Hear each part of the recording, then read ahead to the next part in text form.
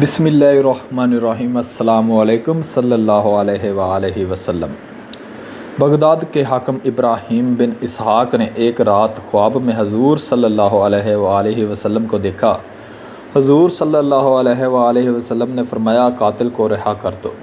یہ حکم سن کر حاکم بغداد کانپتا ہوا اٹھا اور ماتحت عملہ سے پوچھا، کیا کوئی ایسا بھی مجرم ہے جو قاتل ہو؟ انہوں نے بتایا، ہاں، ایک ایسا شخص بھی ہے جس پر قتل کا الزام ہے۔ حاکم بغداد نے کہا، اسے میرے سامنے لاؤ۔ چنانچہ اسے لایا گیا۔ حاکم بغداد نے کہا، سچ سچ بتاؤ، واقعہ کیا ہے؟ اس نے کہا، سچ کہوں گا، جھوٹ ہرگز نہیں بولوں گا۔ بات یہ ہوئی کہ ہم چند آدمی مل کر عیاشی و بدماشی کیا کرتے تھے۔ ایک بوڑھی عورت کو ہم نے مقرر کر رکھا تھا جو ہر رات کسی بہانے سے کسی نہ کسی عورت کو لے آتی تھی۔ ایک رات وہ ایک ایسی عورت کو لائی کہ جس نے میری زندگی میں انقلاب برپا کر دیا۔ بات یہ ہوئی کہ وہ نوارد عورت جب ہمارے سامنے آئی تو چیخ مار کر اور بے ہوش ہو کر گر گئی۔ میں نے اسے اٹھا کر دوسرے کمرے میں لایا، اسے ہوش میں لانے کی کوشش کی۔ جب وہ ہوش میں آ گئی تو اس سے چیخنے اور بے ہوش ہونے کی وجہ پوچھی۔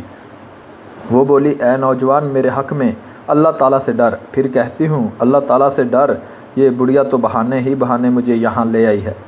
دیکھ، میں ایک شریف عورت ہوں اور سیدہ ہوں۔ میرے نانا رسول صلی اللہ علیہ وآلہ وسلم اور میری ماں فاطمۃ الزہرا رضی اللہ تعالیٰ عنہا ہیں۔ خبردار، اس نسبت کا لحاظ رکھنا اور میری طرف بدنگاہی سے نہ دیکھنا۔ میں جب اس پاک عورت سے جو سیدہ تھی یہ بات سنی تو میں لرز گیا اور اپنے دوستوں کے پاس آ کر انہیں حقیقت حال سے آگاہ کیا اور کہا، اگر اپنی عاقبت کی خیر چاہتے ہو تو اس مکرمہ معظمہ خاتون کی بے ادبی نہ ہونے پائے۔ میرے دوستوں نے میرے اس وعظ سے یہ سمجھا کہ شاید میں ان کو ہٹا کر خود تنہا ہی ارتکاب گناہ کرنا چاہتا ہوں اور ان سے دھوکہ کر رہا ہوں۔ اس خیال سے وہ مجھ سے لڑنے پر آمادہ ہو گئے۔